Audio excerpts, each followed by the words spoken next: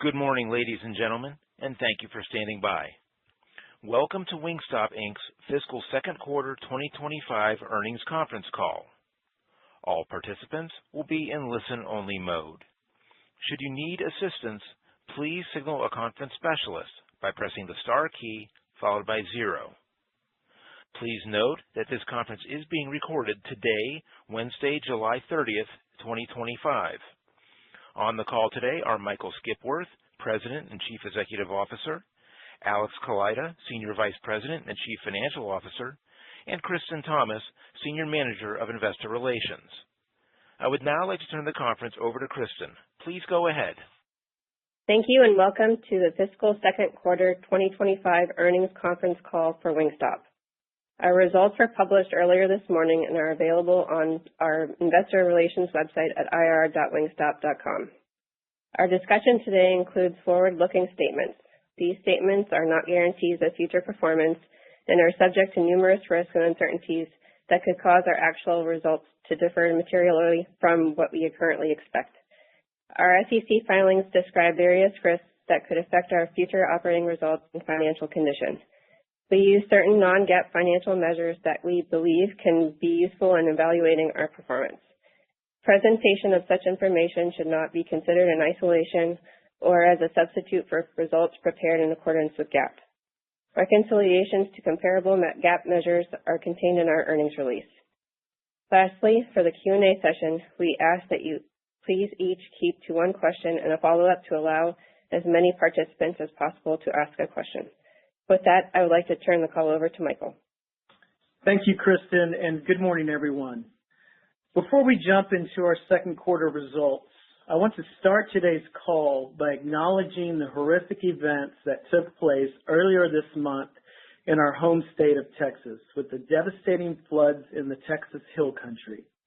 None of us can imagine what those families and communities are going through after such a tragedy. However, we, along with our brand partners, are here to support our fellow Texans and are keeping all of those impacted in our thoughts and prayers. Now shifting to our second quarter results. I believe 2025 will be another differentiated year for Wingstop, showcasing the resiliency of our model and the opportunity we have to scale into a top 10 global restaurant brand. Our second quarter was a great example of this. System-wide sales increased 13.9% to $1.3 billion, while same-store sales declined 1.9% for the quarter. To put our Q2 comp in perspective, we lapped 28.7% same-store sales growth in 2024 and a 16.8% comp in 2023, both of which were primarily driven by transactions. I believe this highlights the effectiveness of our multi-year strategies, and our brand partners couldn't be more excited about the future with Wingstop. The demand for opening more Wingstops is the strongest it's ever been. We opened 129 net new restaurants globally in the second quarter, a nearly 20% growth rate. The 129 net new units was the highest number of restaurants opened in a single quarter in our history. I'm incredibly proud of how our team members and brand partners executed in the second quarter and the continued shared confidence they have in Wingstop and our long-term strategies. As we look ahead to the second half of the year, we have the utmost confidence in our proven long-term strategies, which consist of scaling brand awareness, driving menu innovation, expanding our delivery channels, leveraging data-driven marketing, and investing behind our digital transformation. I also want to acknowledge there remains a good deal of uncertainty with the consumer behaviors and implications to their spending habits. Through our regular consumer research, we hear concerns about elevated prices, future job prospects, and general anxiety about the future. But we remain focused on what we can control in this environment and executing our strategies. Fundamentals are strong across the board for Wingstop.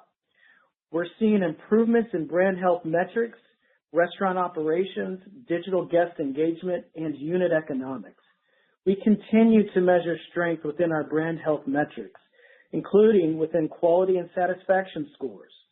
I also will share more about the tremendous progress we're making with speed and consistency from markets that have implemented our game-changing new kitchen operating platform that we are calling the Wingstop Smart Kitchen. While we've made considerable improvements in brand health metrics, there remains significant opportunity to narrow the gap to brand awareness when benchmarked to more established, larger restaurant brands. This past quarter, we took an opportunity to amplify our brand presence and connect us more deeply with current and future fans by leveraging our NBA partnership. With this partnership, we gained access to in-game brand placement throughout the NBA playoffs, as well as becoming the presenting sponsor during the second round of the playoffs. We're just scratching the surface on this partnership with the NBA and look forward to our activations for this upcoming season. Our new crispy chicken tenders are quickly becoming a fan favorite. Since their relaunch in the first quarter, we've seen strong guest engagement, particularly with new guests, and we're excited by the unique value they offer. In true Wingstop fashion, guests can order their tenders in any of our 12 bold, distinctive flavors, setting us apart in the category.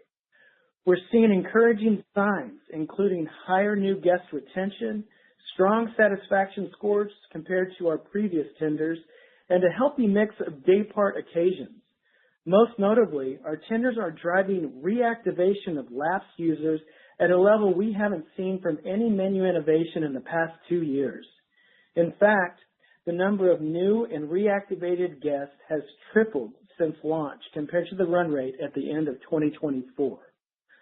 While frequency hasn't yet reached the level of our core guests, the early results are promising, and we plan to continue leveraging tenders to unlock our fair share of this demand space and its 1.6 billion annual tender servings. This past quarter, we welcomed many of you to Dallas to showcase our new kitchen operating platform, the Wingstop Smart Kitchen. It didn't take long for those in attendance to see what a game changer it is for our guests and team members. I'm excited to say that today, the Wingstop Smart Kitchen is live in 1,000 restaurants across the U.S., and we are on track for a full system implementation by year-end. Although still early, the results from our initial markets are encouraging. Just 4 weeks into their implementation, we're measuring 40% reductions in average ticket times, with restaurants ramping faster towards our steady-state operating model. Markets with the Wingstop Smart Kitchen are delivering faster speed, a more consistent guest experience, and sales outperformance. And all of this without additional advertising to the guest. Our restaurants are more consistent with ticket times in the range of 10 minutes, which compares to a prior quote time that was 18 to 22 minutes on our best days. Restaurants with the new Wingstop Smart Kitchen are outperforming, and in our 160-plus restaurants in the Dallas-Fort Worth market, we are seeing meaningfully higher same-store sales growth relative to control restaurants. The Wingstop Smart Kitchen is clearly delivering the game-changing expectations that we established, enabling operational excellence, elevating the guest experience, and fueling growth. The guest is experiencing improved speed of service, consistency, and accuracy, which is reflected in our guest satisfaction scores, and the Wingstop Smart Kitchen restaurants are about 8 points higher than restaurants that do not have our new kitchen operating platform. We are also seeing improvements in all day parts, including our lunch and late night day parts, which we believe is an untapped opportunity for us. Without the benefit from the Wingstop Smart Kitchen, our delivery times can be in excess of 40 minutes, resulting in us not being in the consideration set for many delivery consumers. With Wingstop Smart Kitchen, we are unlocking delivery times under 30 minutes on the third-party delivery marketplaces, and we are now in the consideration set for those guests. For our restaurants in the Dallas-Fort Worth market, year-over-year sales growth in the delivery channel is outpacing the U.S. average growth rate by mid-single digits. What's more, our brand partners see the impact of the kitchen operating platform in their team member experience and training, guest feedback, as well as insight from the new reporting capabilities, all contributing to enhanced profitability. I can't tell you how many brand partners have told me how much they love the new system and how much of a game changer it is for their restaurant operations. But most importantly, the results we are seeing from the Wingstop Smart Kitchen are exactly what we had anticipated and are validating the opportunities we have within our strategies supporting our long-term target of scaling AUVs to $3 million. Our commitment to innovation is proven, and we have focused investments aimed at driving long-term sustainable value. One of those investments was in our proprietary tech stack, Wingstop, which recently marked its first full year in operation. In that time, we have harnessed the data gathered to provide our guests with relevant, personalized, and optimized content. We have been continuously fine-tuning our robust guest segments, leveraging our segmentation to reach guests and give them a more meaningful experience while mining for additional insights to inform future strategies. Since the launch, our digital database has grown by 30%, now approaching 60 million. We will continue to invest as we advance towards our aspirational goal of digitizing every transaction. With the launch of Wingstop, coupled with our rich database of digital guest insights, we are uniquely positioned to build and subsequently launch a differentiated loyalty program designed to strengthen guest engagement by encouraging repeat visits and deepening the emotional connection guests have with our brand. It's a clear example of how we're leveraging technology to create lasting value for our guests. We're excited about this next phase in our digital journey and remain on track to pilot our new loyalty program in the fourth quarter with a full system-wide launch planned for 2026. Our ongoing investments in technology continue to advance us on our path to $3 million AUVs and further strengthen unit economics for our brand partners, which are translating to industry-leading unlevered cash-on-cash returns of 70%. Brand partners' confidence in our model is showing up in our 2025 pace of new restaurant development. We have opened 255 net new units through the first half of 2025, which is equivalent to the number of units opened during the entire year in 2023, just 2 years ago. And over 95% of those openings are from existing brand partners reinvesting, furthering their commitment to Wingstop. The level of reinvestment by our brand partners truly speaks to the strength of our unit economics.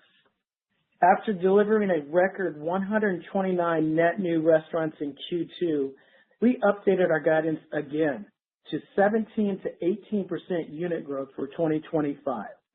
This implies net new units of between 435 to 460 globally. And demand for additional growth with our brand partners remains strong as we replenish our development agreement pipeline, which now has grown to the highest level of sold restaurant commitments on record. In addition to the strength in our domestic business, a key contributor to our growth is the exciting progress we continue to make within our international business. Demand is strong, and our first half results were impressive. Last month, we hosted our International Summit in Toronto, where Wingstop brand partners and team members from around the world came together to connect, share ideas, and spotlight their early successes. It was especially rewarding to see our more seasoned brand partners share insights and advice with those newer to the brand, delivering confidence into the playbook we are executing. But what stood out most? The passion for the brand is real, and it's growing fast. In the second quarter, we opened our first restaurant in Sydney, Australia, where new Wingstop fans lined up around the block in the pouring rain just to get a taste of that bold, distinctive Wingstop flavor. Another example is in Paris, where more Wingstop fans lined up for our first flagship restaurant in the city, building on the momentum we established from last year's House of Flavor event at the Olympics. Our new international markets are opening at levels surpassing domestic average unit volume. And in more established markets like the UK, we continue to see strength, where our newest restaurant shattered Kuwait's recent record for highest global weekly sales. That's brand love in action, and we are just getting started. We've officially signed 2 additional markets, and we are set to open the first Wingstop this year in Italy and the Netherlands, with several more markets in the pipeline. The world is craving our flavor, and Wingstop is delivering. While we recognize the challenging macro environment we're navigating, the resiliency of our model and disciplined focus we have on executing our strategies, as well as the game-changing initiatives such as the Wingstop Smart Kitchen and loyalty, give us the confidence in our path to $3 million AUVs. I want to thank our team members in the restaurants and at the Global Support Center, brand partners, and supplier partners for their ongoing commitment and collaboration in advancing our vision to become a top 10 global restaurant brand. With that, I'd like to turn the call over to Alex. Thank you, Michael. Our second quarter performance highlights the momentum in our global development and showcases the strength of our asset-light model. Through consistent execution of our strategies, we've continued to enhance brand partner returns. In just 3 years, AUVs have surged to over $2 million, an increase of more than $500,000.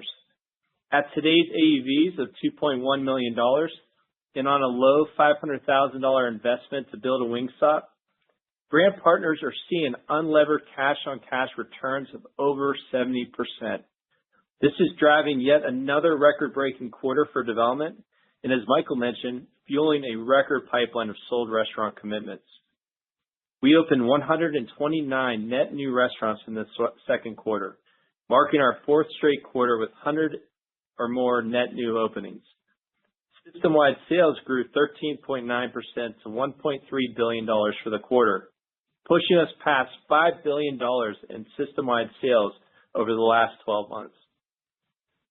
Total revenue increased 12% to $174.3 million versus the prior year. Royalty revenues, franchise fees, and other revenue increased by $8.7 million in Q2, driven primarily by 464 net franchise openings since the prior year comparable period, and partially offset by a 1.9% decline in domestic same-store sales. Company-owned restaurant sales increased $2.6 million due to same-store sales growth of 3.6%, primarily driven by transaction growth, and 2 net new restaurants versus the prior year period. Our company-owned restaurants have fully implemented the Wingstop Smart Kitchen and are delivering a consistent 10-minute average ticket time, and these results are a good indication of the early success we're seeing with our new kitchen operating platform. Cost of sales as a percentage of company-owned sales were 75.2% for the second quarter, a decline of 70 basis points. The decrease was primarily driven by sales leverage on labor and operating expenses. Our supply chain strategy to mitigate volatility in food costs continues to pay dividends and is creating predictability for our brand partners. System average food costs has sustained at approximately 34%, which is well within our targeted range of mid-30%. In the second quarter, SG&A increased $4.8 million versus the prior year comparable period to a total of $32.9 million. This increase was driven by headcount-related investments to support the long-term growth of the business, plus $1.5 million of non-recurring system implementation expenses associated with our new ERP and HRIS platform. Adjusted EBITDA, a non-GAAP measure, was $59.2 million during the quarter, an increase of 14.3% versus the prior year. Adjusted EPS, a non-GAAP measure, for the second quarter was $1 per diluted share, a 1.6% increase versus the prior year. This includes an 18-cent EPS impact from the additional interest associated with our $500 million securitization transaction completed in December of 2024. Proceeds from this transaction were used to enhance shareholder returns and subsequently funded $370 million in share repurchases through the first quarter of 2025. We remain focused on creating long-term value to our shareholders through a balanced approach that includes our regular quarterly dividend and the remaining $191 million authorized under our current share repurchase program. Acknowledging the strong cash flow generation from our asset-light model, on July 29th, our board of directors approved an increase to our regular quarterly dividend from 27 cents per share to 30 cents per share of common stock, a demonstration of the strength of our model. This dividend, totaling approximately $8.4 million, will be paid on September 5th, 2025, to stockholders of record as of August 15th, 2025. Shifting to our outlook for 2025. Based on the visibility we have into our development pipeline at this point of the year, we are increasing our global unit growth rate to a range of 17% to 18%, previously 16 to 17%. Our new outlook implies a 30-unit increase to our prior outlook and a range of 435 to 460 global net new units for the year. For domestic same-store sales growth, we are reiterating our guidance for fiscal year 2025 of approximately 1%. Our outlook remains dependent on macroeconomic conditions and is based on the most recent information available to us.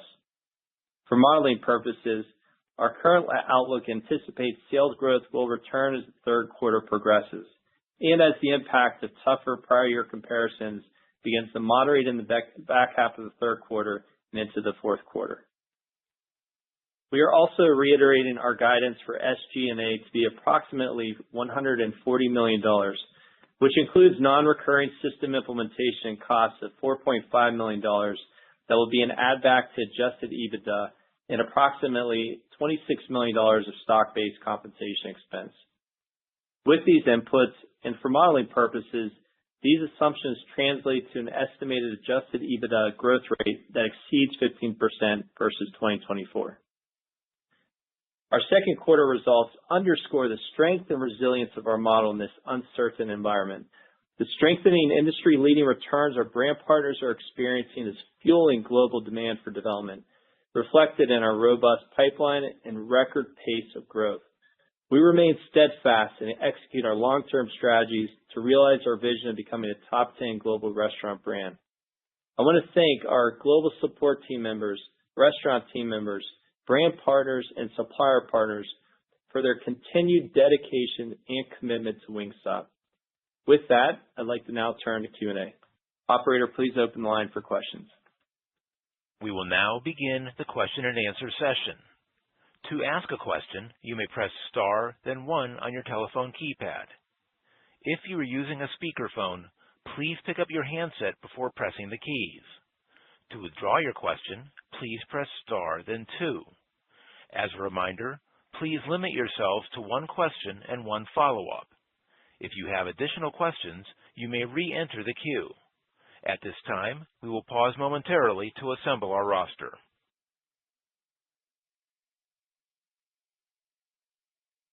The first question comes from David Tarantino with Baird. Please go ahead. Hi, good morning.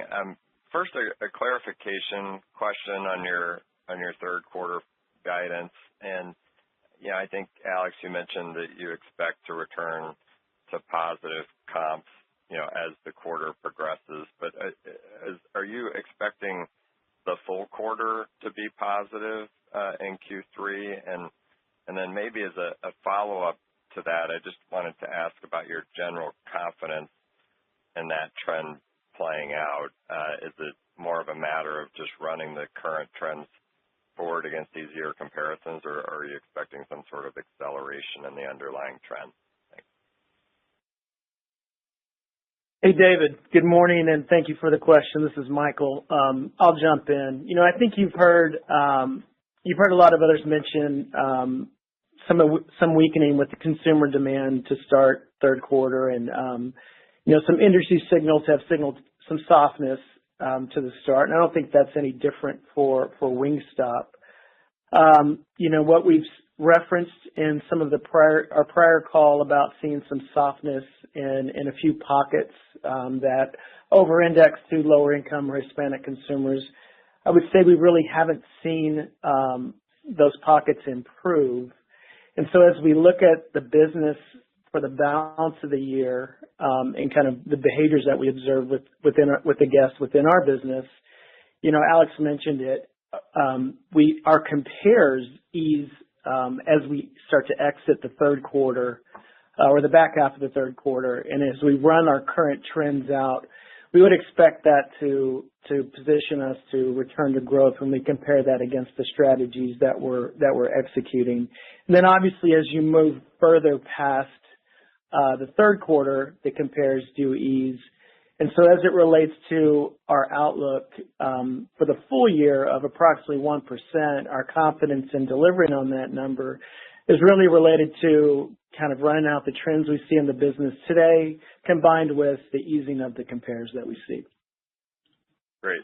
Thank you for that. And then, just a follow-up. I don't think, at least as of the last call, you were assuming much benefit from the Smart Kitchen in the numbers, but it does sound like you're seeing a benefit in the stores that have them. So I guess, can you just explain kind of what you're seeing in the stores or the restaurants that have had that the longest in terms of, whether you want to quantify the lift or however you want to talk about it, and just to kind of frame up what this might look like as you get it fully implemented?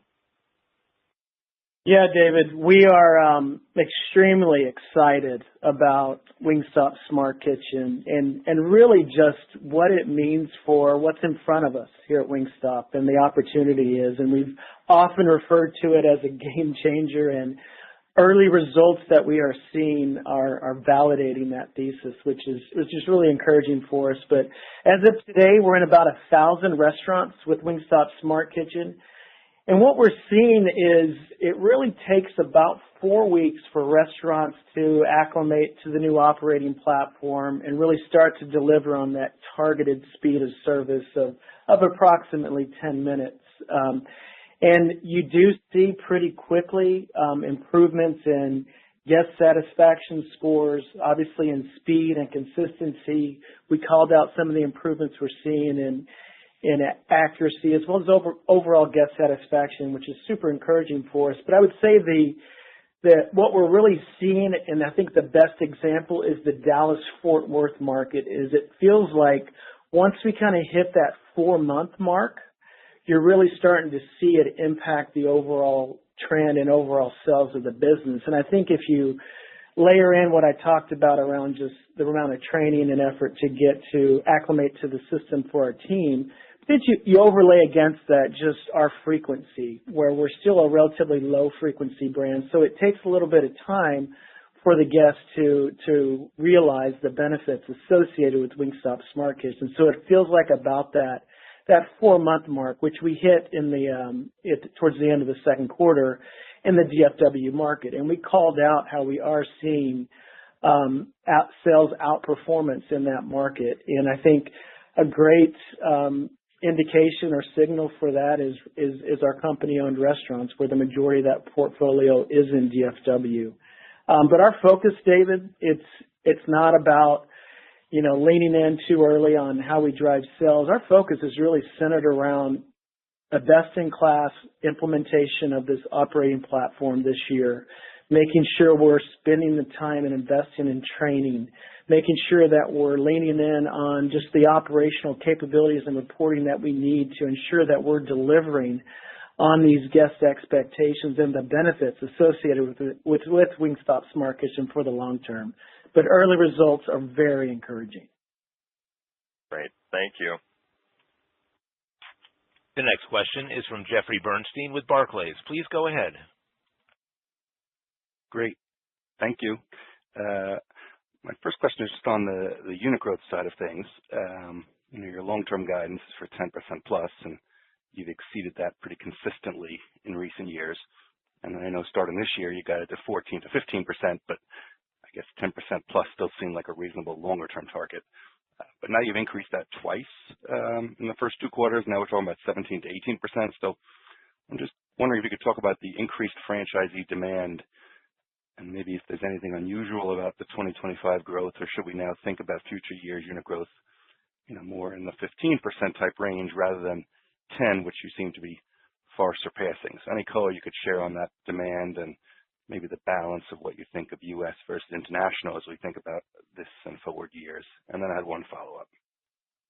Hey, Jeff, good morning, and thank you for the question. We're really encouraged by the pace of development we're seeing in 2025, and we said it in our prepared remarks that we think it's a pretty powerful statement towards the strength of the unit economics and the strength of the returns. But as we went into this year, we obviously contemplated the fact that we were asking our brand partners, albeit not a meaningful capital investment, but yet as you add up number of restaurants based on brand partner, we wanted to make sure there was plenty of capital to deploy and implement the Wingstop Smart Kitchen. But what we've seen this year is that capital investment set up against the opportunity to expand their footprint with Wingstop hasn't slowed down our brand partners at all. And so I think that's an encouraging sign, and I think a strong statement again to the returns. But then the other half of the story is, our international business, which is on pace for a record year there. And you're really starting to see momentum pick up in that business, which is encouraging. So we're really excited about the pace of development and the opportunity we have here today to increase our outlook yet again. We talked about it in our prepared remarks, but it's hard to believe. Just 2 years ago, we opened 255 net new restaurants for the full year, and we've already hit that number through the first half of 2025. So we are encouraged by that. And as we mentioned in our prepared remarks, even though we are opening a lot of restaurants, the demand continues to grow.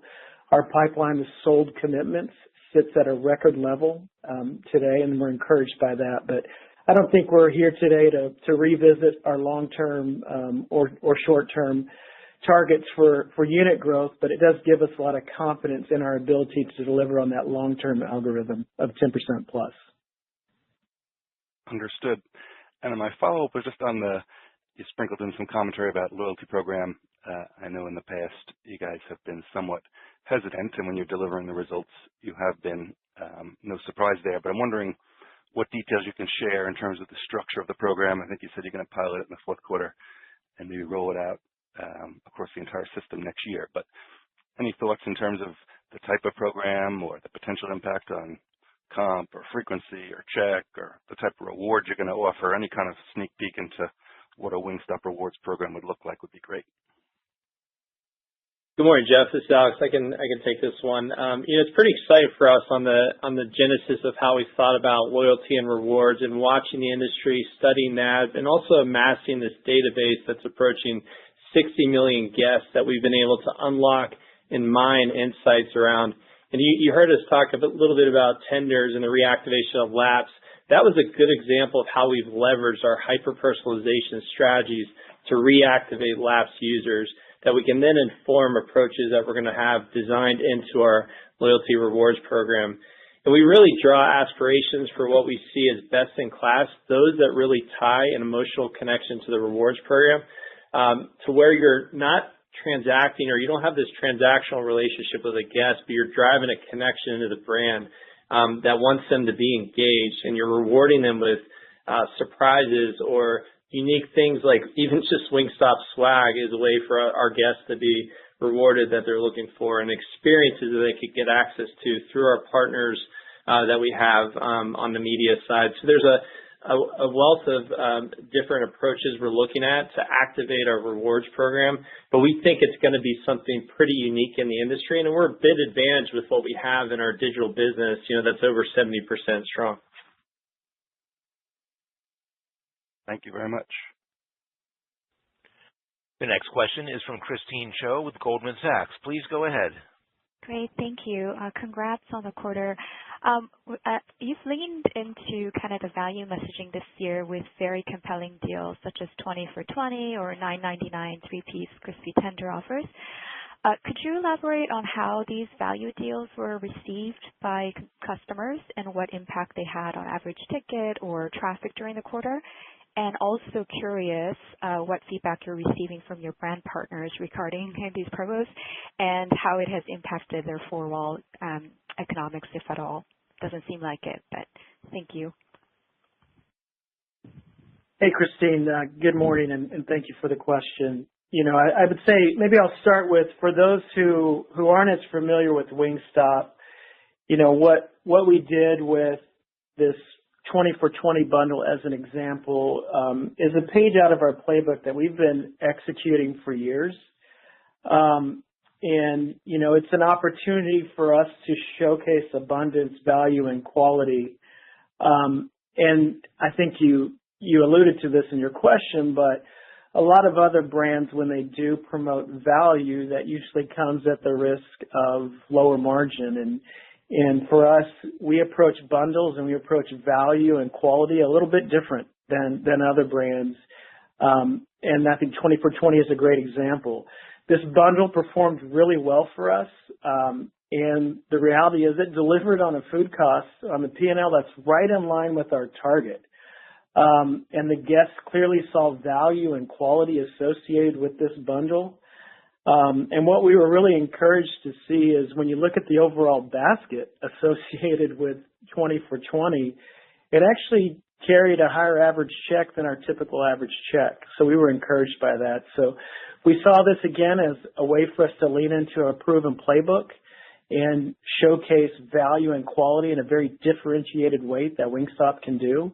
And I'm really encouraged by the results we saw associated with that. Great. Thank you so much for the color. I just want to follow up. So with kind of that increased price sensitivity and consumer anxiety that you're seeing, are you seeing any meaningful shift in the percentage of the checks that are on deals or promo? Or is there any specific consumer cohorts that are responding more actively to these promos? Thank you. Hi, Christine. This is Alex. Nothing I'd specifically point to. We've talked about, just generally speaking, the pockets where we've seen a consumer under a little more pressure, that low-income Hispanic consumer. Michael mentioned earlier that that's been consistent with what we've seen from the start of the year. And in that situation, there's been some ticket management, but they're still finding ways to engage with Wingstop. And I think we're really encouraged by that. Great. Thank you so much. The next question is from Brian Harbour with Morgan Stanley. Please go ahead. Yeah, thanks. Good morning, guys. With those stores that have smart kitchen deployed, I mean, have you sort of seen a pickup in delivery mix? I know you said that sort of like all day parts we're seeing the benefit, but are you seeing more of a benefit where you expected? And I know that your digital mix has still kind of been ticking up here the last couple of quarters. Is that part of what you're seeing as well? Hi, Brian. Thanks for the question. There is a little bit of a difference we're seeing in performance on comp for restaurants that have smart kitchen by day part. Lunch and late night is a hypothesis we've had. Without advertising, we're seeing a little bit of an uptick in performance at the day part level for lunch and late night. The other aspect to what you mentioned is on delivery. When we measure results for smart kitchen restaurants on delivery sales, on what restaurants are performing at on an average weekly basis, restaurants with smart kitchen are seeing about a mid-single digit growth rate differential versus restaurants that do not have smart kitchen. And again, that ties to us being in that consideration set for fastest near you or guests that are filtering under 30 minutes. And we haven't advertised in those platforms either. That's just the guests naturally engaging with us and finding us in those filters. Okay, got it. Have you seen, as you've opened faster recently, have you seen any change in what you would typically observe as sales transfer from new store openings? No, Brian, I think, we've got a pretty well thought out development strategy. We refer to them as playbooks built down to the market level that really outline kind of the sequencing and who we are growing with in each market that map us to the broader opportunity we believe we have here in the U.S. business. And we always look at and measure if there's any impact to other restaurants. And I think we got a similar question last quarter, and nothing's really changed materially from that. It's not a material number to the overall business.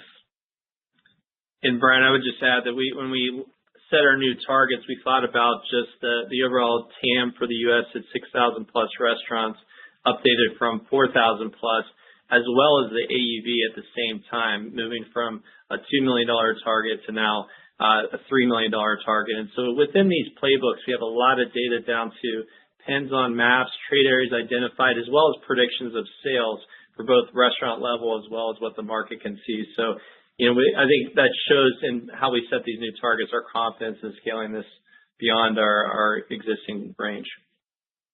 Thanks. The next question is from Jim Salera with Stephens. Please go ahead. Michael, Alex, good morning. Thanks for taking our question. I was hoping you guys might be able to provide a little bit more detail on the record-breaking new unit openings.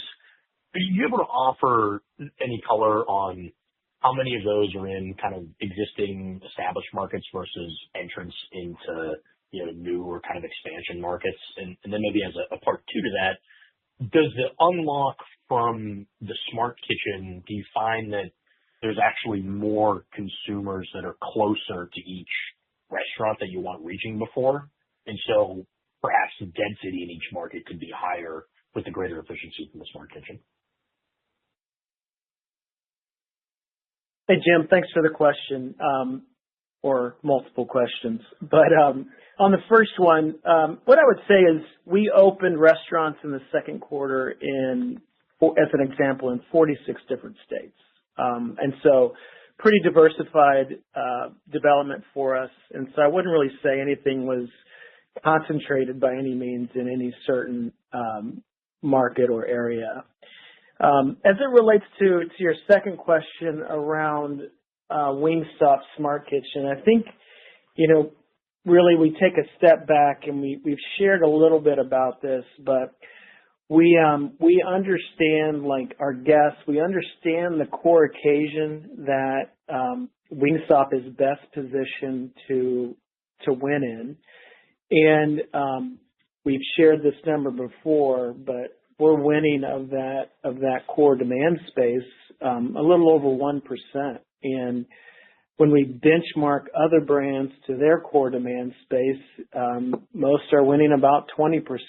And so there's a pretty meaningful opportunity or meaningful number of occasions that are out there for us to win our fair share that we strongly believe Wingstop Smart Kitchen is going to unlock. And so when we did the work that Alex described earlier, which was not only putting pins on a map and building out the development strategy to our TAM of over 6,000, we also looked in each and every one of those trade areas and understood a lot about the consumer, the demand space. And in conjunction with that work we did to arrive at over 6,000 units in the U.S., we also increased our AUV target to $3 million, and it really ties back to winning our fair share of the demand space that we're best positioned to win in. And this all ladders back to those strategies we've been talking about for years: expanding brand awareness, menu innovation, delivery channel expansion, digital transformation, and continuing to use data to drive our marketing that we have, the insights around. And so all of that is bolstered by Wingstop Smart Kitchen. So I wouldn't say this is necessarily a change or new unlock. It really just is enabling and strengthening the strategies that we're executing against today. Got it. And then just since you mentioned marketing there at the tail end of your answer, just any thoughts you can offer, given we'll be entering football season with a lot more visibility on the third-party platforms, and anything you can tease on marketing or anything there that would drive greater visibility and maybe. I guess if you take it. Oh, I'm sorry. Go ahead, Jim. Oh, no, you're I may have lost you there, but I think if you take a step back and we just look at our media investment throughout the year, Q4 will be our highest investment out of all of 2025. So we have that, but we feel like we're executing a playbook that's working. We have great partnerships that we're leaning into. Obviously, we were an early partner of Amazon when they took over Thursday night football, and we were able to lean in and co-create a commercial with them and using some of their talent. Amazon is now taking on NBA, which gives us another opportunity to lean in early there as well. And then obviously we're leaning into culture where it makes sense. So we'll continue to execute against the playbook that we're executing against today that we feel like is working, but we're excited about football season. I think the consumer is excited about football season, and so we're encouraged about the back half of the year. Great. I appreciate all the color. I'll hop back in the queue. The next question is from Andrew Charles with TD Cowen. Please go ahead. Great. Thank you. Curious just in terms of reiterated guidance here. July seems weaker than you anticipated along with the industry. So curious about the mechanics, but where's the offset? Was it that 2Q outperformed expectations, or is there perhaps more consideration for smart kitchens versus the prior forecast that didn't include any impact from smart kitchens in the back half of this year? Hi, Andrew. It's Alex. We haven't considered any benefit from smart kitchen in our outlook, as well as any change in the consumer and any additional macro pressure that broadens more than what we're seeing today in these pockets. So I think as it relates to how we thought about the quarter and the start, certainly you're hearing more commentary around the start of July across various industries with the consumer pressure, but I think us reiterating our guidance shows us the confidence in our strategies that we're executing.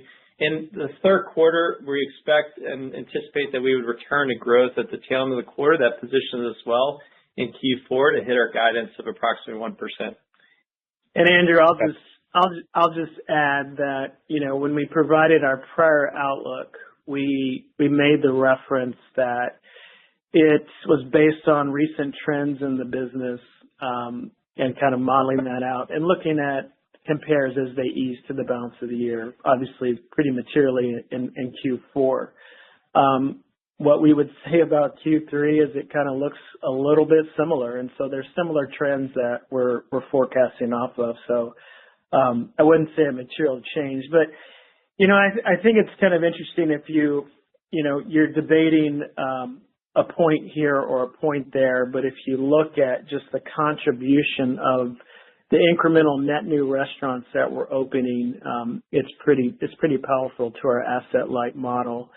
But we're pretty proud of our results for Q2, particularly when you look at the environment we're operating in, where the consumer sentiment is, and we take a step back and you kind of look at our business, and on a 3-year basis to be driving sales over 40% is a pretty strong testament to the staying power of the multi-year horizons of our strategies. And so we're pretty encouraged by those results. And most importantly, we're really excited about what's in front of us as it relates to Wingstop Smart Kitchen, which is truly a game changer for our business, or getting to sit in, as Alex mentioned, in these design meetings around loyalty and understanding how that's going to continue to bolster the strategies we're executing to continue to scale AUVs towards that $3 million target. That's very well said. Thank you for all that. My follow-up question was just on the pockets of challenges that you're citing. What tools do you have in your toolkit to help address this more? Obviously 20 for 20 was nationwide, but I would think value initiatives could be something. Is there an opportunity to step on the gas a bit more with advertising? You guys did a flavor innovation on Mexican street corn. Just kind of curious, what are the other items here to help accelerate performance in those pockets? Yeah, I think, Andrew, you kind of answered the question. It's the components of our playbook that you're seeing us activate, showcasing abundance, quality, and value that really differentiates the Wingstop experience. Flavor is a fun way to engage our guests.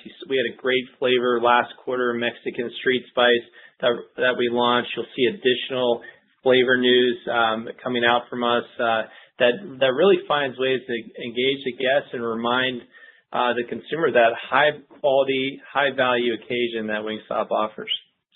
And we've said this before, Andrew, but we believe the softness in some of these pockets that we do see is temporary as well. And so we do expect to get on the other side of it over time. Very good. Thank you both. The next question is from Andy Barish with Jefferies. Please go ahead. Hey guys, can you just kind of give us a little sense of sort of the huge, unit growth year this year, just how we should be thinking about kind of some maybe normalization next year, or, maybe, total unit count on, up or down a little bit, just trying to kind of get our arms around how huge the development's been, and maybe this is the run rate for now. Hey, Andy. Good morning, and thanks for the question. We're obviously pretty excited about and encouraged about the pace of development. And what's pretty wild is, it wasn't that long ago we just celebrated hitting 2,000 restaurants as a system, and based on our outlook for this year, we're already going to hit the 3,000 unit milestone, which is pretty exciting for us. We mentioned that the pipeline of sold commitments is at a record level, and so the demand is there. We're obviously not in a position to provide any sort of outlook or guidance related to 2026, but what we're going to remain focused on is disciplined and sustainable growth and delivering on our long-term algorithm. And I think really what you're seeing in 2025 is what we talked about over the past couple of years. Is we were making investments, and it was showing up in our G&A, but making investments in process, in systems, in people, and resources, in the team. And our brand partners have been making investments as well. And so I think you're seeing a lot of those investments that we often reference that we're making to position this thing for growth and scale really coming to life in 2025. And so we're encouraged by that. Gotcha. And then just to follow up on the labor line, which saw some leverage, obviously in the company-owned stores that have Smart Kitchen. Can you just talk to? I know it's already a very efficient back of the house, but is there anything else there, or does this just kind of show that hey, you can run higher volumes with the same team, and they're just getting more efficiency out of the technology? Hi, Andy. This is Alex. Yeah, that's right.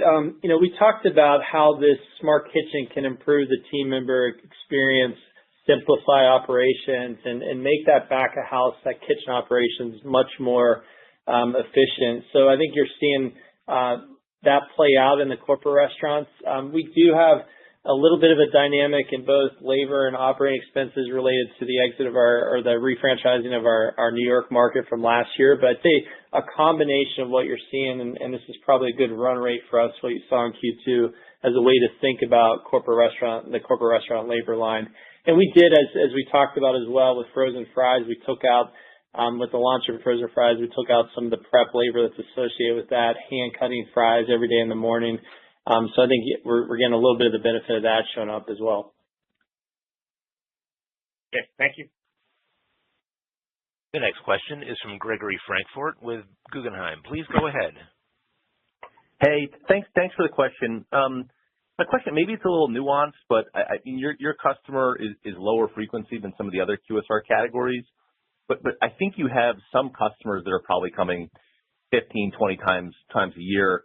Have you noticed with the Smart Kitchens, or are you able to detect at what kind of point that customer notices that you've gotten faster and that the operations are better and changes their visitation patterns? Is it on the first or second visit? Is it a couple in? Any thoughts on just color there? Thanks.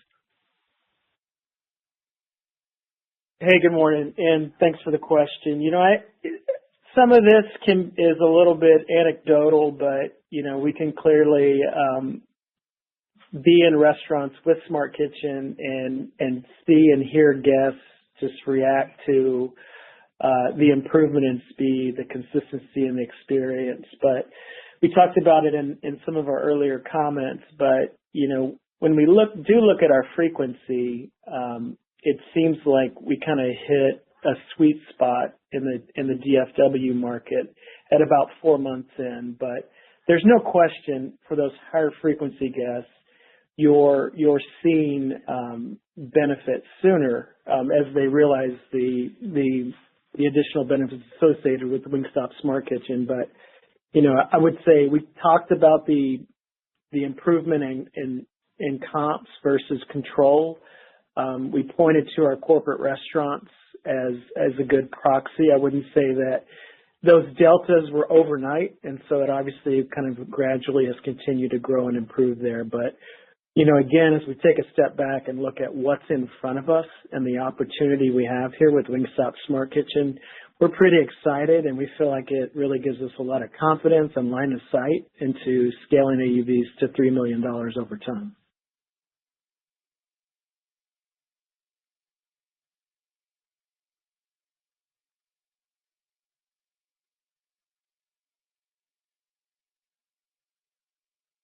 The next question is from Sharon Zackfia with William Blair. Please go ahead. Hi, good morning. Thanks for taking the question. We've heard a lot of companies talk about kind of having to increase the pace of innovation or create more calls to action in this environment. And I know you also have that with your value messaging. But I'm curious on the pace of innovation, just given the success with the relaunch of tenders. How are you thinking about that for the balance of 25? And is there an opportunity to accelerate that into 26 as you've got the Smart Kitchens fully rolled out? Good morning, and thank you for the question. You mentioned tenders and the relaunch of tenders, and the feedback from guests has been very strong. And I believe, hands down, we have the best tender on the market. But tenders in and of itself, I think, is a great example of menu innovation at Wingstop, but yet really we're just scratching the surface. There's 1.6 billion chicken tenders served annually, and we are a long way from winning our fair share. We compare against that chicken sandwich occasions annually of 2.8 billion. And while we're encouraged by what we've seen with chicken sandwich, we still see a ton of upside there. And for us, when we look at the upside in both of those occasions and layer that against how Wingstop Smart Kitchen is going to position us to win our fair share, we think we have a lot of runway in front of us. And so as it relates to innovation, and Alex mentioned this earlier, I think you're going to see us continue to lean into flavor as a way to create new news, create engagement and excitement with our Wingstop fans. But when we look at sandwich and tenders as two examples, we see a ton of runway in front of us. And as a follow-up, I know you mentioned lunch and late night as particular opportunities. Are there any products that you have in the queue or any flavors that you think will really resonate with those day parts? Hi, Sharon. I think it's a bit of what we just talked about with sandwich and tenders. We've seen sandwich, since the launch, index a bit higher at the lunch occasion. Tenders was nominally higher, maybe not to the same extent as sandwich, but I think in both cases, more broadly speaking across restaurants, you do tend to see those index higher than perhaps a lunch and late night. So I think we could take advantage of that when we have something like Smart Kitchen and we're delivering on those speed expectations for our guests. And just to add on to Alex's comment, I don't know that we necessarily need any new products, but as we think about those 2 day parts, lunch or late night, there could just be things we do with combos and packaging that position existing products in a way that drive engagement with guests. Okay, great. Thank you. The next question is from Chris O'Cull with Stifel. Please go ahead. Yeah, thanks. Michael, the marketing fund continues to increase substantially, and I know you've moved the needle on the quality and quantity of placements over the past few years. So I was hoping you could just discuss what doors continue to open as the fund grows. Are there any key inflections where you can invest at a level that might disproportionately bring more visibility to the brand?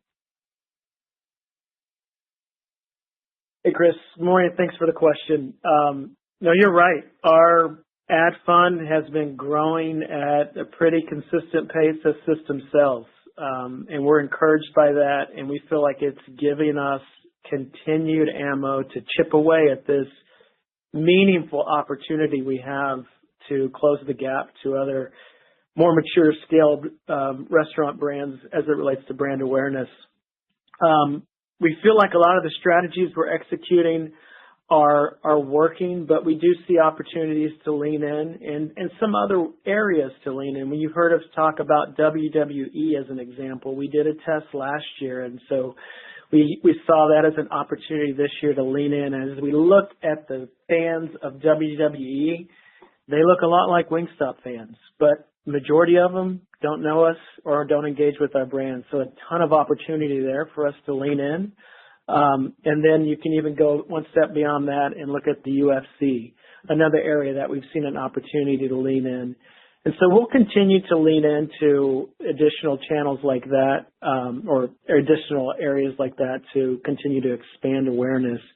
But even if you take an example like the NFL, we're showing up in a big way, but yet we still have a lot of opportunity to chip away at making a bigger impact with that partnership and in that presence and with that audience. But I wouldn't say there's going to be a fundamental shift in our strategy, but us continuing to lean in into what's working. And then I had a follow-up on delivery. Just given, the improvement you're seeing in quote times and placements, does that increase the attractiveness of deploying some incremental marketing investment on these 3P platforms over the next few quarters? Hey, Chris, I would say, first and foremost, it's pretty incredible how many consumers, when they engage with DoorDash or Uber Eats, they start their decision making by opening one of the categories that Alex mentioned earlier of under 30 minutes or fastest near you. Historically, Wingstop wasn't even in that category, either of those categories, so we weren't in the consideration set. And so for us, and I think the early results that we're seeing are simply Wingstop getting into the consideration set for this large group of users of delivery that are looking for speed and looking for consistency. And so we're excited about that. And as it relates to leaning in from an investment perspective, we continue to see opportunities within that platform, within that channel to invest, but most importantly, we continue to receive co-investment behind our brand because both DoorDash and Uber Eats like our business a lot and the size of check that comes with it. And so we're continuing to lean in and push them and get as much as we can there. So early results from Wingstop Smart Kitchen are really, really encouraging as it relates to the delivery channel. Thanks. This concludes our question and answer session, and the conference has also now concluded. Thank you for attending today's presentation. You may now disconnect.